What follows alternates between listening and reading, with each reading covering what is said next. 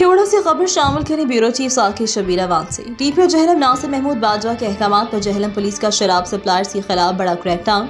5 शराब सप्लायर्स मुल्जिमान गिरफ्तार। मजमूई तौर पर 115 लीटर शराब बरामद। दीना पुलिस ने कार्रवाई करते हुए शराब सप्लायर्स मुल्जिम सदाम हुसैन को गिरफ्तार कर लिया। मुल्जिम से 40 लीटर शराब बरामद। सिविल लाइन पुलिस ने कार्रवाई करते हुए 2 मनशियात फरोश मुल्जिमान को गिरफ्तार किया। मुल्जिमान की शनाख्त हामिद और सागर मसीह के नामों से हुई। मुल्जिम हामिद से 15 लीटर शराब जबकि मुल्जिम सागर मसीह से 20 लीटर शराब बरामद।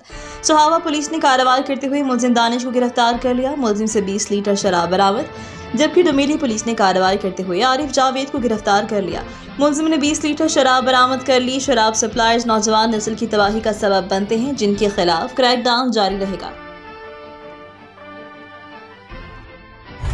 अब तक के लिए इतना ही। मजीद खबरों से बाखबर रहने और ताज़ा अखबार पढ़ने के लिए विजिट करें हमारी वेबसाइट rednews.pk।